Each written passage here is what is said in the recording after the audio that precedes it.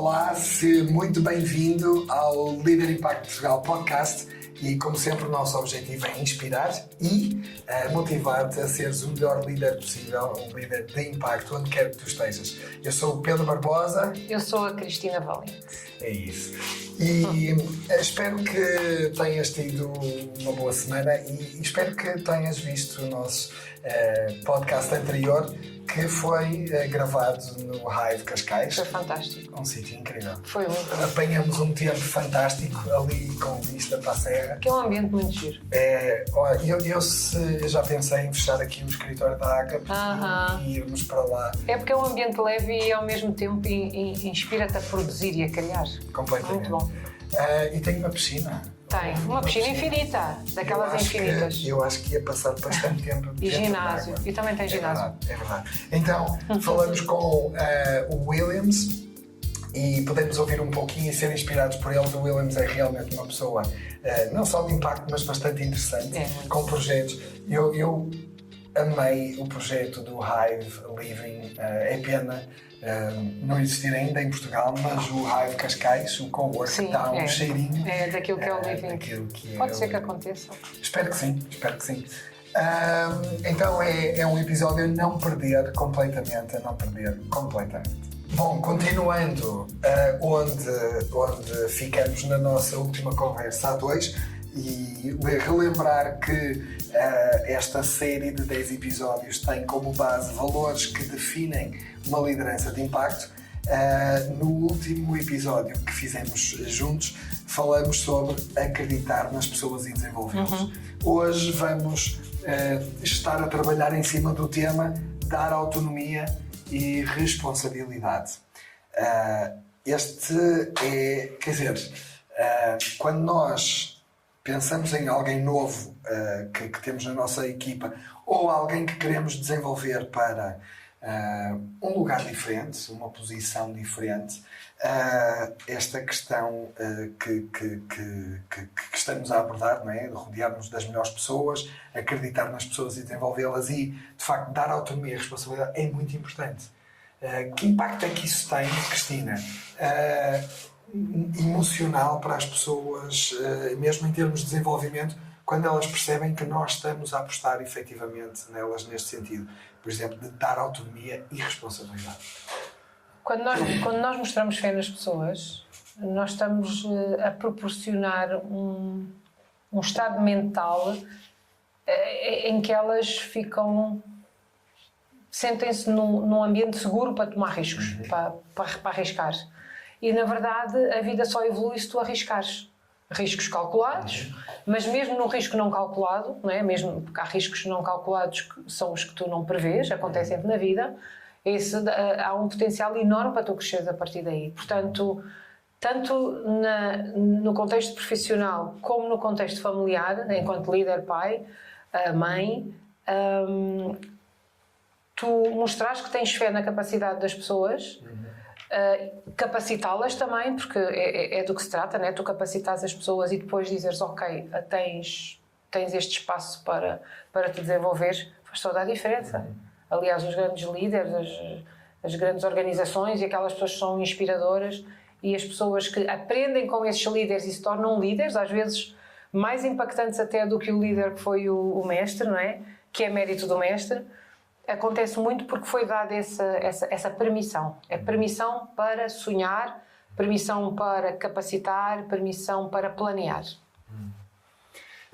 Quando eu estou a pensar em crescimento, implica, ou seja, sair de um sítio onde estamos, seja crescimento físico, não é? Portanto, deixamos de estar onde estávamos e crescemos e aumentamos de altura, de peso, enfim, isso tem dores de crescimento inerentes a essa situação, mas no caso que nós estamos a falar aqui, implementa sairmos de zonas de conforto, onde fazemos as coisas de uma determinada maneira, que estamos habituados, que já dominamos, para um sítio desconhecido, onde vamos ter que aprender novas competências, a pensar de maneira diferente, enfim, então isso é desconfortável. E traz inerente a isso riscos, inseguranças, e termos alguém que nos acompanha nesse processo e que confia e que nos dá autonomia ao mesmo tempo que nos acompanha, e que nos dá responsabilidade em vez de nos pedir sempre contas, é importante. E com base nisto, hoje vamos tocar alguns pontos importantes no que diz respeito a dar autonomia e responsabilidade dentro das nossas equipas. Como é que isto se parece na prática, quais são as implicações para o líder e para as equipas, e qual é o resultado que alcançamos trabalhando desta maneira, investindo nas pessoas desta forma. Então, hoje eu vou trazer aqui alguns conceitos, algumas frases, e vamos falar desmontando um bocadinho a coisa. Okay? Espero que nos possam acompanhar nisto e espero que, lá está, mais uma vez, possa ser algo interessante, tendo a consciência que não vamos conseguir abordar tudo e todas as áreas deste tema, digamos assim, mas mais uma vez é trazer um pouco à consciência nesta questão da autonomia e da responsabilidade. Então, a primeira frase que eu queria trazer aqui: liderança é fazer o que é necessário quando necessário, em vez de fazer o que é preciso para agradar a quem é preciso. Muitas vezes queremos saber exatamente o que fazer para não desiludir, não é? Não queremos desiludir ao chefe, não queremos desiludir ao nosso marido, a nós próprios, não é? E tal. Portanto, estar apto para liderar com impacto implica fazer uma viagem interior, em primeiro lugar, não é? Onde nos libertamos dos medos. Nós falamos um bocadinho disso no episódio anterior. Deixamos de olhar para nós e a nossa importância como indivíduos, como chefe ou o que quer que seja, e nos concentramos numa visão maior e na missão que ela comporta. Em vez de buscarmos aceitação nos outros, buscamos inspiração, por exemplo. Não é? O que é que tens a dizer sobre isto? Quando falas que é preciso fazer o que é necessário em vez de qualquer outra coisa, isso implica que às vezes na jornada de liderança nós temos uma ideia. Temos uma ideia de como chegar a um sítio, do que é preciso para chegar até lá, qual o percurso, quais os recursos, quais as pessoas. Porém, às vezes, as coisas não acontecem como nós planeamos. E penso que aquilo que tu queres dizer nesta frase é que, por vezes, o líder tem que esquecer-se ou deixar de ter como prioridade aquilo que pensava que era o caminho ou a decisão e tomar a decisão daquilo que é preciso fazer no momento, que é o que é necessário. E não propriamente... Isso implica que, às vezes, tu possas ter que dizer à tua equipa que tinhas tomado uma decisão num determinado caminho e que agora já não vais tomar essa decisão. E talvez com o medo de como é que os teus pares ou a tua equipa te vai avaliar, podes deixar de fazer o que é necessário fazer. Isso aconteceu, por exemplo, na pandemia. De um dia para o outro, os líderes têm que tomar uma série de decisões e muitos deles tomaram as decisões certas porque houve necessidade de ir por um caminho que ninguém tinha previsto. Exato. E tu viste que essa foi uma prova de fogo para líderes, não é? De grandes empresas ou de multinacionais que tinham que decidir algo de um dia para o outro e que ia implicar milhares de colaboradores em diferentes países. E isso implica, de facto, nós não ficarmos agarrados a uma determinada ideia, que é por ali que as coisas vão, e perceber a insegurança ou a incertitude, não sei, agora vinha-me o termo em inglês, a imprevisibilidade da vida, não é? Porque quando tu estás sentado no gabinete a definir um determinado caminho, não tens em conta todas as variáveis, porque algumas delas vão acontecer de surpresa. Então isso penso que é um ponto importante. Uma das coisas que eu escrevi aqui quando estava a pensar nisto foi que dificilmente iremos ter a certeza absoluta quando estamos a tomar uma decisão. Quer dizer, pelo menos eu. Certo. Eu nunca tenho a certeza absoluta de que é mesmo isto que eu tenho. Isso é um bom sinal. Principalmente quando implica, quer dizer... outras variáveis, ou pessoas... Então, as variáveis são sempre muitas. No fundo, aquilo que eu penso é que eu estou a tomar a melhor decisão com base na informação que eu tenho, não é? E portanto, aqui há um elemento-chave que é buscar informação antes de tomar a decisão e rodear-me de informação que vem, ou opiniões, ou enfim, buscar informação, porque eu vou tomar a melhor decisão com base na informação que eu tenho e realmente com vista ao objetivo que nos propomos fazer. E no fundo eu só vou perceber se foi mesmo uma boa decisão quando avalio o resultado, não é, que temos, porque poderia haver sempre outra melhor, mas no fundo eu tomo a melhor decisão com base na informação que eu tenho naquele momento. Portanto, é importante rodear-me de pessoas que se calhar vão ter opiniões contrárias à minha, e eu tenho que estar aberto, lá está, tenho que ser humilde o suficiente para considerar as opiniões dos outros. E percebemos que temos um alvo em comum, não é? E estamos a navegar nessa, e portanto confiarmos uns nos outros para não quero agradar os outros, mas tenho que tomar as decisões necessárias para atingir aquilo que precisamos ou aquilo que é preciso, que é necessário fazer. Isso liga-se muito a uma característica essencial também num líder, sobretudo nos líderes de hoje em dia, em que vivemos num ambiente com tanta informação e muita mais não informação, que é a transparência, que é transparência não é tu teres que contar tudo à tua equipa ou à organização, mas é tu explicares em que contexto é que aquela decisão foi tomada. Isso é transparência, é as pessoas perceberem em que contexto é que aquela decisão foi tomada e não necessariamente partilhares informação que possa ser sensível ou confidencial ou até íntima, não é? Portanto, íntima, e porquê? Porque hoje em dia a vida pessoal dos líderes também é muito auscultada, é muito escrutinada, e é isso. O valor da transparência é um valor absolutamente, no meu olhar, claro, absolutamente essencial num líder dos dias de hoje. Creio que sim. Eu depois tenho uma pergunta que, se tiver tempo e se me lembrar, eu vou... Tem a ver com leigos. Portanto, se eu por acaso me esquecer isto, não é? Leigos. Sim. Eu quero vou pôr aqui. Quero indagar isso. Põe. Liderança é dar visão e propósito, não é microgestão. O que é que eu quero dizer com isto? Um exemplo divinal, literalmente, é o do próprio Deus, que enviou o Espírito Santo, não para nos... ou melhor, para nos dar compreensão e não para nos controlar. Isso. E dar regras, não é? Para nos dar compreensão de que é da profundeza do ser de Deus, não é? Do seu amor e do propósito. Então, liderança é dar visão e propósito mais do que microgestão. O que é que tens a dizer sobre isto? A microgestão, para já, é muito extenuante e depois dá a ilusão de controlo, mas o controlo não é aquilo que tu pensas que é.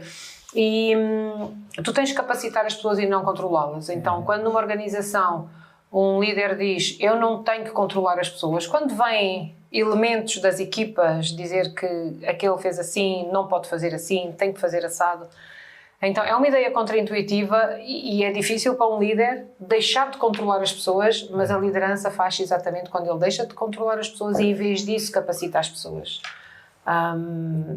É uma escolha às vezes difícil, não é? Porque nós temos, ou seja, é humano, nós queremos controlar tudo, sendo que nós controlamos muito pouca coisa, mas temos a ilusão de que controlamos mais.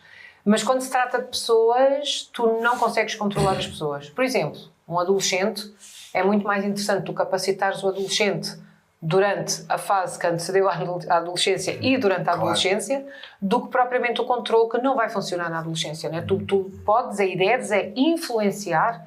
E como é que influencias? Quando melhoras o relacionamento com o adolescente.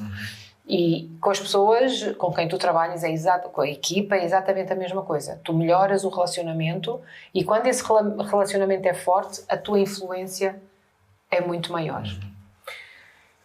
A melhor autoridade é aquela que vem com influência, não é? Porque senão é autoritarismo, não é? Quer dizer, eu tenho autoridade pela influência que tenho nas pessoas e não porque eu digo tens que fazer assim, não é? Mas é porque elas são encaminhadas e percebem que aquele é o caminho. E quando eu dou esse próprio, o meu próprio exemplo, não é? Se eu chego aqui e digo, pessoal, eu quero a banca ali sempre limpa, sempre coisa, mas chego aqui, sou o primeiro a chegar, aquilo está com louça e eu não arrumo, espero que chegue alguém e diga assim, olha, tu tens que arrumar isto. Quer dizer, acho que criamos uma cultura quando nós fazemos isso, nós mostramos os outros e fazemos às vezes com os outros e aquilo, naturalmente as pessoas chegam e começa a ser natural tratar desse tipo de conceitos. E pronto, isto com tudo. Eu acho que aqui a microgestão muitas vezes tem a ver com, eu como líder quero chegar ali, tenho aquela visão de querer chegar ali. E, portanto, muitas vezes a microgestão tem a ver com, não, é ali que queremos chegar e, portanto, eu vou controlando as coisas até que cheguem onde eu quero. E eu já me apercebi que, para mim, aliás, o Jim Collins fala sobre isso, que ele, quando ele diz que, e foi o que despoltou, rodear-nos das melhores pessoas, foi despoltado por ele, para mim, foi nós termos as melhores pessoas no autocarro, no sítio certo, para a viagem. E ele diz que, por incrível que pareça, podemos não acabar exatamente no sítio onde tínhamos planeado. Certo. E a visão não é exatamente, olha, é ali que nós vamos chegar, mas é quando nós temos as pessoas certas nos sítios certos e quando nós damos autonomia e responsabilidade às pessoas, podemos não acabar exatamente naquilo que eu tinha pensado, mas a questão é que de repente eu passei uma visão, eu passei algo que vai fazer com que a viagem deixe de ser minha para ser nossa. E portanto não vai acabar onde eu imaginei, mas vai acabar num sítio muito melhor. Muito melhor e a jornada é muito melhor e muito mais rica do que aquela que tu imaginaste, porque estavas a olhar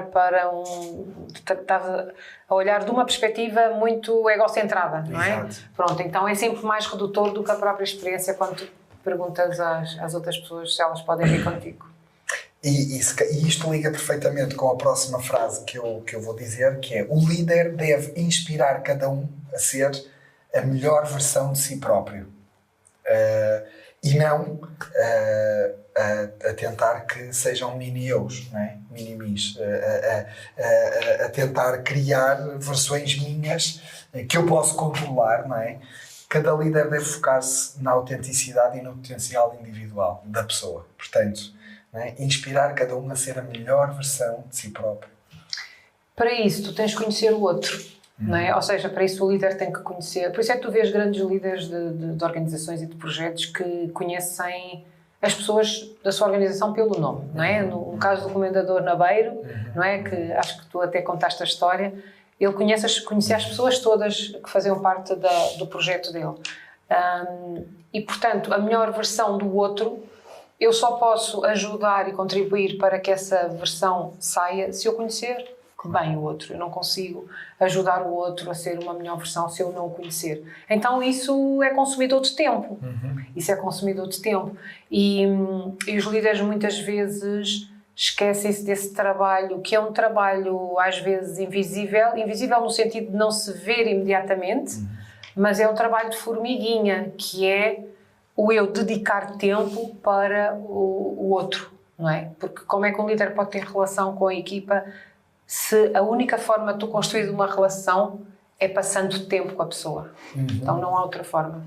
Também nas famílias, não é? Nós às vezes achamos que podemos ser uma influência nos nossos filhos quando na verdade não passamos tempo com eles. E isso traz aqui um tema interessante, que é a questão de como é que nós como líderes planeamos o nosso tempo e olhamos para a nossa equipa e gastamos tempo com a nossa equipa. Quantas vezes é que eu vou almoçar, por exemplo, ou tomar um café com elementos da minha equipa, com os líderes dos diferentes departamentos, ou com qualquer um dos elementos da equipa? Coloco isso na minha agenda, dedico orçamento a isso. E isso é inspirador, não é passar graxa ao cágado, é dar-nos a conhecer e conhecer as pessoas com quem trabalhamos. E se calhar quantas vezes vamos perceber que, espera aí, aquela pessoa que está naquela função, eu posso lhe dar mais responsabilidade, eu posso investir mais nelas e às vezes só vamos reparar em algumas características das pessoas quando saímos do ambiente informal. Tu achas que os líderes têm medo de se entregar desta forma, de se dar a conhecer ou de gastar este tempo com a sua equipa? Primeiro, acho que não tem, assim, daquilo que eu vou vendo, não tem essa consciência ainda não trouxeram isso à consciência. E isso implica uma posição de humildade e tu seres vulnerável. Porque quando entras num relacionamento, sem ser um relacionamento formal, tu, se não fores genuíno e vulnerável, não vai haver uma conexão, não é? Agora, isso que tu falas, há um termo que se chama Organizational Storytelling, que são as narrativas que existem dentro das organizações. E há um caso muito curioso, que aliás o termo veio daí, que o Banco Mundial, há uns bons anos atrás, talvez 2 décadas, precisava de uma reestruturação, chamaram um elemento e ele conseguiu reestruturar enfim, fazer enverdar o banco, essa instituição, não é, de prestígio mundial, por um caminho de sucesso, porque ele saiu, ou seja, o CEO saiu do seu gabinete e ia para a cantina ouvir as narrativas que existem dentro de uma organização. Então, isso é dedicar tempo, e foi a partir daí, a partir dos sítios onde se conversa, que ele conseguiu reestruturar uma organização de prestígio e enorme como é o Banco Mundial. E a partir daí esse termo Organizational Storytelling trouxe à consciência de que dentro de uma organização existem narrativas e as narrativas são construídas pelas pessoas. Não é propriamente o quadro que está não é, no gabinete sobre a visão, a missão e o propósito da empresa. Prosseguindo, o líder deve criar uma cultura onde a equipa se sinta livre e inspirada a ter as suas próprias ideias e a criar. Isto é o que realmente traz inovação e insights valiosos, não é? Lançar desafios e alvos e criar as condições necessárias para o desenvolvimento. Muitas vezes, lá está, vem-me sempre à mente esta das tarefas. Definimos, olha, vamos ter que chegar ali, vamos ter que... E é assim, portanto, também, e as pessoas acabam por ser meros fazedores de tarefas, enquanto que eu acredito que qualquer cultura, qualquer empresa, não precisa de ser uma organização como a Agape, mas qualquer empresa, qualquer organização, tendo esta cultura onde as pessoas se sintam livres e inspiradas a pensar, a criar, a analisarem, a olharem os problemas, as situações e a arriscar, é daí que realmente virá a inovação. Isso não é imediato, porque eu penso que as próprias pessoas gostam desse papel de alguém me vai dizer o que é para fazer. Não é? Então leva algum tempo para tu construir de facto essa cultura e mais uma vez tem que haver o ambiente físico que promova isso, o ambiente social que promova isso, o ambiente emocional que promova isso. Mas as próprias pessoas, ou seja, é natural eu ficar na zona de conforto, é humano, não é? E geralmente... Não falho. Não falho, é seguro, está bom. Só há duas formas, duas situações em que geralmente a pessoa sai fora da zona de conforto. Ou empurrada por dentro, isto é, algo que acontece, uma doença, um desemprego, uma falência, algo que acontece na sua vida, portanto, dentro da zona, e ela é obrigada a sair, ela não sai porque quer, ela é empurrada por dentro, ou ela é puxada por fora. E quando é que ela é puxada por fora? Por um líder que acredita nela antes dela acreditar nela própria. São as duas formas que geralmente sai da zona de conforto. Uma terceira forma, que é menos frequente, mas é a que deveria ser mais, é aquela em que tu próprio ou que tu própria te colocas numa posição desconfortável intencionalmente no sentido de crescer. Do género, eu hoje vou fazer algo que nunca fiz. Há organizações que fazem algo muito interessante, têm vários negócios e durante 2 dias a pessoa que trabalha nos recursos humanos vai trabalhar, por exemplo, para a fábrica. E isso, quando é feito de uma forma intencional e estruturada, dá uns feedbacks e um crescimento da própria equipa fantástico. Sim, e o facto de ter a consciência, isso é muito interessante. Nós, por exemplo, aqui na Agape, uma das coisas que fazemos com os internos, por exemplo, é dar-lhes a oportunidade, mesmo um interno entra para um dos ministérios, especificamente, normalmente, por exemplo, para um dos ministérios juvenis do campus, mas no percurso de 9 meses em que ele está envolvido com a Agape, ele não está só naquilo que ele veio para servir ou que eventualmente irá fazer no futuro. Ele experimenta e conhece as diferentes áreas, os diferentes departamentos da Agape para lhe dar uma visão também, porque aquela pessoa, quando um dia vier e se vier a trabalhar connosco, ela vem trabalhar para a Agape. Pode estar a trabalhar especificamente num departamento, mas ela vem servir como Agape e é importante que perceba toda a organização, o impacto do todo, para inclusive até fazer melhor aquilo que ela vem fazer. E isso é muito interessante, não ficarmos só limitados àquilo que é a nossa área, porque senão as ideias vão estar limitadas ali, não é? E muitas vezes nós podemos expandir, extravasar aquilo que é a área em que estamos a trabalhar. Há CEOs que fazem algo muito interessante, há um especificamente, mas eu não me recordo quem, que tem organizados pequenos almoços com pessoas da sua organização. Estamos a falar de qualquer tipo de pessoa, em qualquer cargo, em qualquer hierarquia. E isso, para isso, o líder tem que falar menos e escutar mais. Eu acho que é um grande problema, desafio da comunicação hoje em dia é que nós vivemos o ideal do líder aliás o Craig Rochelle fala disso, o ideal do líder hoje ele é entusiasta e transmite uma ideia de glamour, quando na verdade para tu receberes mais do que falares, não é? Do que comunicares e do que entregares algo. Isso é uma ideia que é um bocadinho contrária ao ideal do líder, que é entusiasta, extrovertido, energizante. E, portanto, é uma tomada de consciência que o líder tem que ter, não é? Que é, ok, eu vou ouvir mais porque eu vou receber mais e vou também permitir esse lugar seguro onde a criatividade possa existir.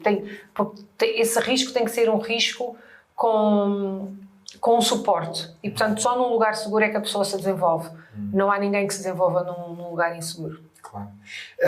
A próxima frase que eu tenho para dizer vai nessa linha precisamente. O líder deve dedicar tempo a ouvir a equipa e os parceiros.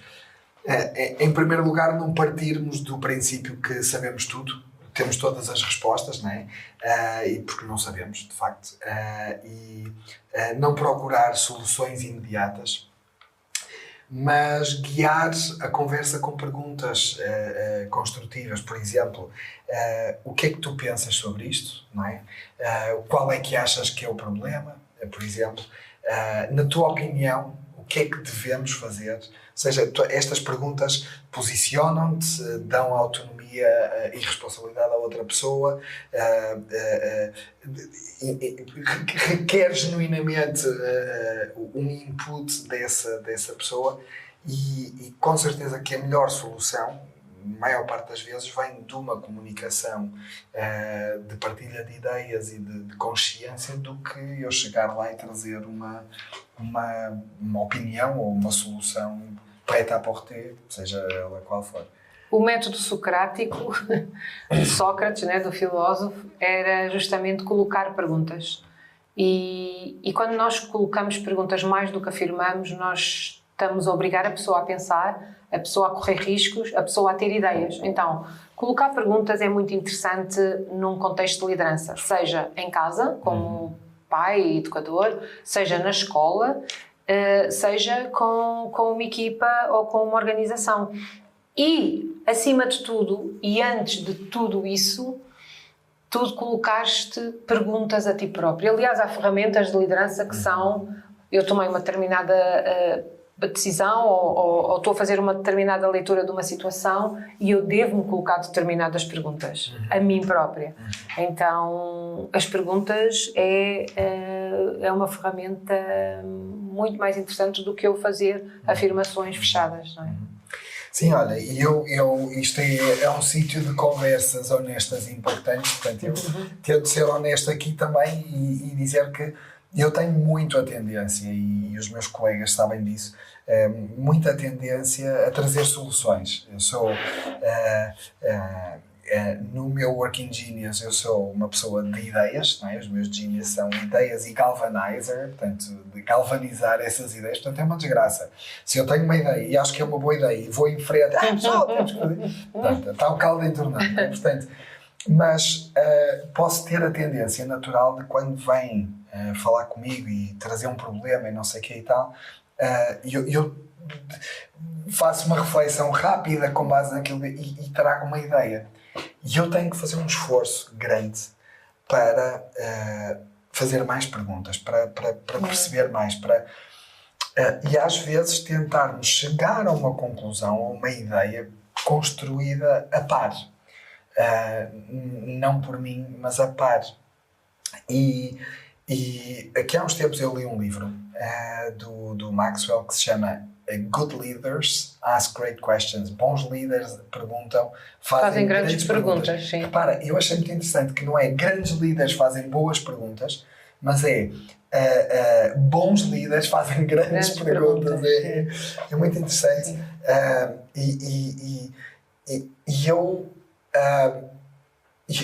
Eu tenho que voltar a ler o livro e isto realmente é algo que eu tenho que trabalhar na minha vida, porque eu já percebi o valor disto e ajuda-me realmente a crescer. Então acho mesmo e tenho a convicção de que um grande líder não é de facto aquele que traz as grandes soluções e que, não é? Mas é aquele que muitas vezes faz perguntas certas, que leva as pessoas a pensar e incentiva as pessoas a ter esta autonomia. E que são provocadoras, não é? Sabes quem é que fazia grandes perguntas? O grande manual de liderança da nossa vida. Pois, exatamente. Jesus fazia grandes perguntas. Continua a fazer grandes perguntas. Continua a fazer. E há uma grande pergunta que ele faz, tão simples, mas que é tão profunda, quando um cego vai ter com ele e Jesus, não é? E Jesus, quer dizer, Jesus viu que ele era cego, não é? Mas Jesus pergunta-lhe, o que queres que eu te faça? Certo. Quer dizer, não é? Se calhar eu chegava lá e partia. E fazias. Cego, e eu preciso que, não é? Ele precisa de ser curado. Mas Jesus pergunta-lhe, e essa pergunta não é porque ele não sabia o que claro. Mas é porque ele precisava de abrir qualquer coisa no consciente, no coração, na mente daquele homem, para que ele pudesse verbalizar, pensar e ser realmente dono também daquela decisão e tudo aquilo que se passou dali para a frente foi com base na resposta que ele deu certo. a Jesus. Exato. Então é muito interessante. Nós podíamos ter o hábito de fazer pelo menos 5 perguntas por dia a nós próprios e aos outros. Podias escrever um livro. Pois é, sobre isso. Eu conheci o Maxwell este ano, sabes? No Global Leadership Summit.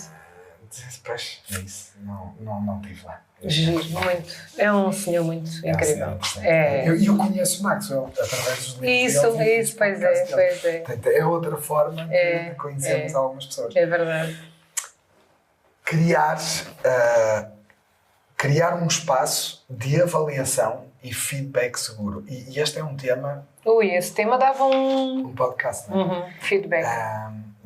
Mais do que como dar, como receber. É isso. Então, não é um espaço de julgamento para as ideias falhadas, não é? Mas é um tempo de reflexão. E não é só para as ideias falhadas, é mesmo para as boas ideias e para aquilo que aconteceu de bom. Para que tudo isto aconteça com sucesso e para que continuemos a ter crescimento, precisamos avaliar constantemente aquilo que fazemos e aquilo que, enfim, as decisões que tomamos e aquelas que não tomamos. A confiança dos elementos da equipa é importante. Não é? Estamos ali uns para os outros. Portanto, para haver um bom ambiente, para avaliar e para haver feedback, é preciso haver segurança, não é? Então, aprendermos a capacidade de dar feedback de forma construtiva e de receber feedback e implementar a mudança. Fala-nos um bocadinho desta questão de feedback, porque eu sei que é uma questão muito cabeluda. Sim, é.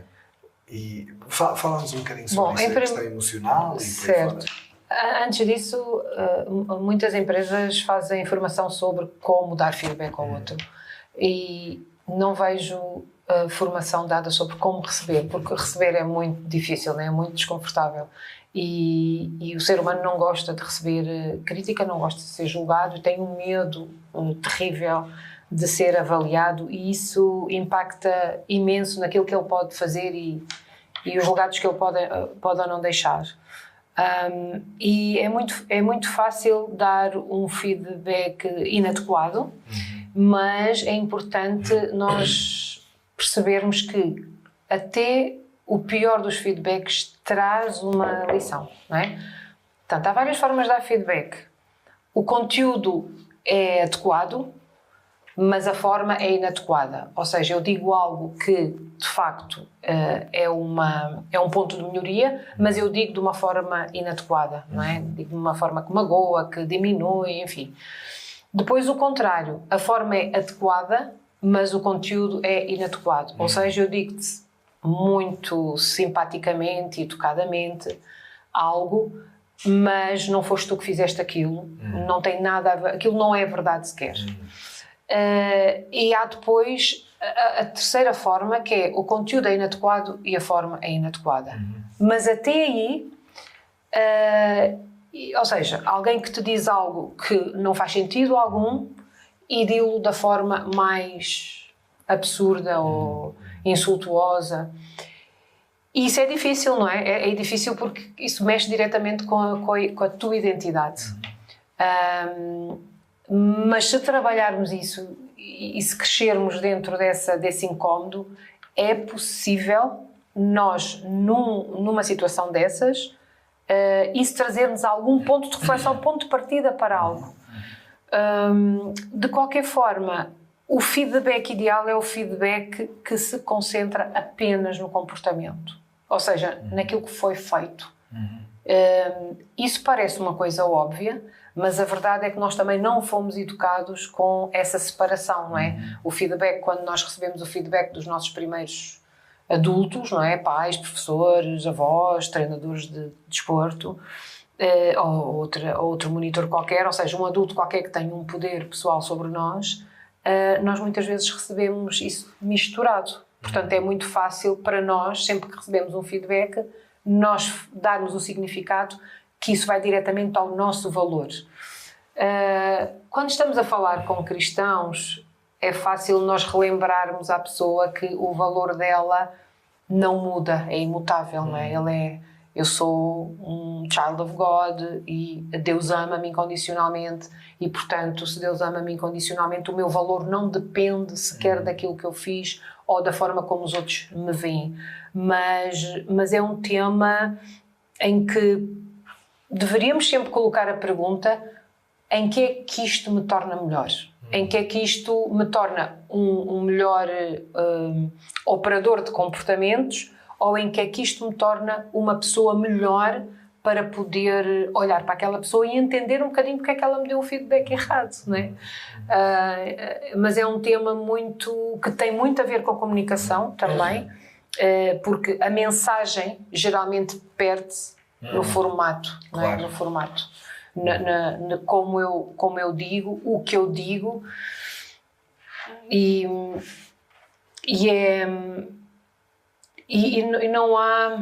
não há muito essa cultura de como dar o feedback ideal, correto, ou seja, aquilo que nós chamamos de crítica construtiva. Eu vejo aqui quer dizer, à partida o feedback é, não sei se concordas com o que eu vou dizer ou não, mas se não concordares, ótimo, porque assim podes explorar aqui um bocadinho até a questão, mas o feedback muitas vezes, ou eu diria a maior parte das vezes, é muito pouco objetivo, no sentido em que se eu te estou a dar um feedback de alguma coisa que tu fizeste eu estou a dá-lo da minha perspectiva. É a minha perspectiva das coisas, não é? Quer dizer, obviamente que tu atiras uma pedra, partes um vidro, o meu feedback é óbvio. Epá, se calhar não devias ter atirado a pedra porque partiu o vidro. Quer dizer, isto é... Agora, quando eu estou a dar feedback em relação a alguma coisa que tu fizeste e me perguntas a minha opinião e por aí fora, e eu dou-te um feedback, e se eu não navego contigo, se calhar a maneira, mas porque é que fizeste assim, e tento navegar a coisa e tal, o que eu vou dizer vai muito da minha perspectiva de, olha, como é que eu faria? Eu faria assim, então se calhar o feedback que eu vou dar vai ser contaminado, com base é enviesado na forma como eu faria. Então eu acho que isso interfere muito na forma como nós recebemos o feedback, porque, quer dizer, é a opinião daquela pessoa, no fundo, não é? Quer dizer, e então aí há uma reação minha natural, porque é a opinião do outro. Por exemplo, quando fazemos um 360, fazemos na Agape vários 360 e ainda no outro dia estava a falar com... Eu acho que é importante, mas para mim é importante que eu perceba que um 360 é a forma como os outros me percepcionam. Não é o valor que eu tenho, não é o coisa. Agora, é importante eu perceber a forma como os outros me percepcionam. E isso é um 360, essencialmente, é as pessoas... Não é uma avaliação sobre mim, não é, mas é aquilo que, como é que eu percepciono as tuas ações. Claro que isso ajuda-me a melhorar, mas é sempre uma opinião com base naquilo de quem eu sou, não é? Como Pedro, hoje eu dou-te um feedback, eu faço-te um 360 sobre ti de uma maneira, se calhar era totalmente diferente há 5 anos ou 7 anos atrás, tanto para ti como para mim, não é? Mas a minha percepção de ti. Certo. No episódio 5 nós falávamos de inteligência emocional, não é? E quando tu és emocionalmente inteligente, tu percebes que qualquer comportamento que o ser humano tem é baseado numa crença inconsciente, algo que ele acredita que fazendo assim vai ter um determinado objetivo. Então, se isso for muito claro para ti, porque tu refletes sobre isso continuamente, porque tens inteligência emocional, ou seja, todo o comportamento é baseado, tem uma intenção positiva porque almeja um objetivo, que às vezes não atingimos, mas é formado por crenças que são inconscientes no nosso sistema.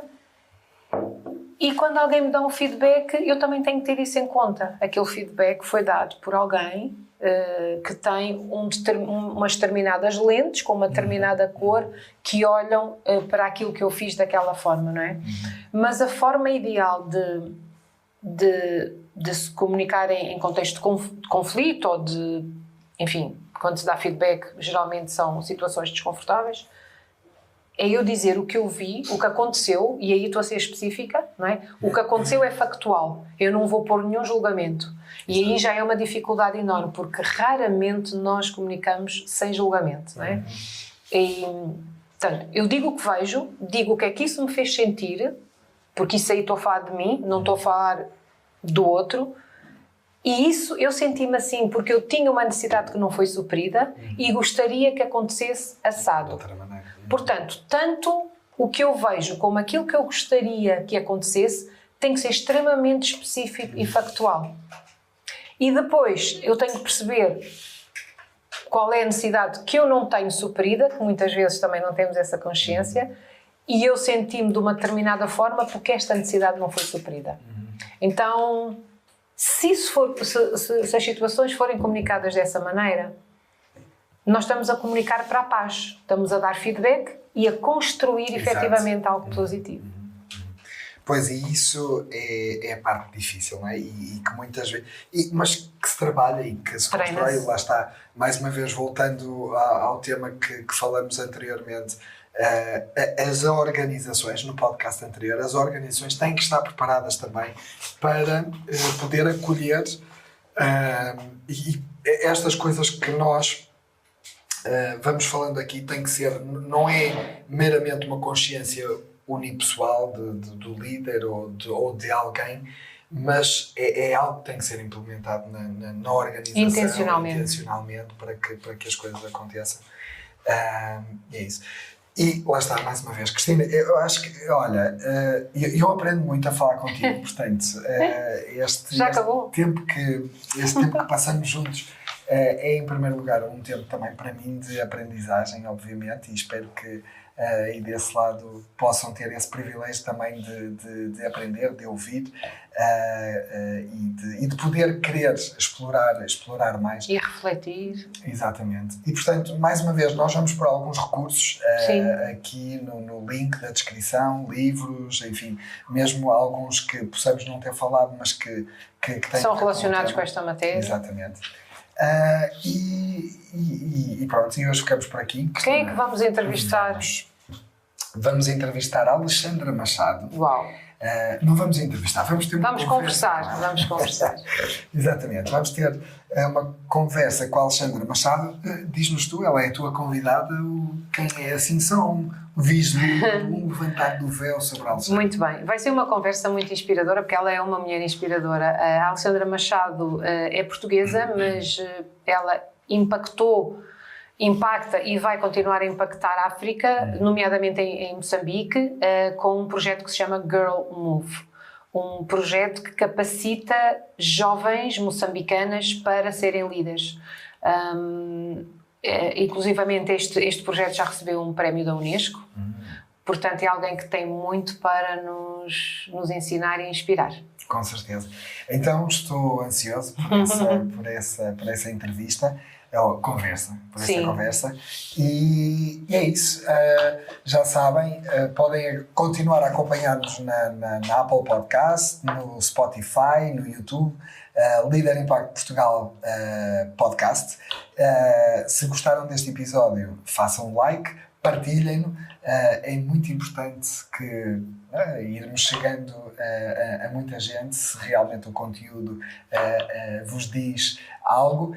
E se calhar eu lançava este desafio, não sei se já o lancei antes, mas poderem partilhar connosco temas que gostavam de ouvir. Acho que sim. E lembrar que a nossa parceira é a Christian Life, que nos acompanha aqui de uma forma incrível, a dar-nos aqui todo este suporte técnico e tecnológico. Portanto, muito obrigada também à Christian Life. Exatamente. E podem procurar na internet também. Nós estamos a oferecer uma mensalidade grátis da Christian Life. Portanto, contactem-nos, digam eu quero ter a mensalidade grátis, e o primeiro a fazer o seu comentário no YouTube receberá uma mensalidade grátis da Christian Life, onde tem muitos outros conteúdos também que podem consumir visualizar, exatamente, consumir. É isso. Então, até ao próximo episódio. Deus vos abençoe e vemo-nos em breve. Tchau. Tchau, tchau.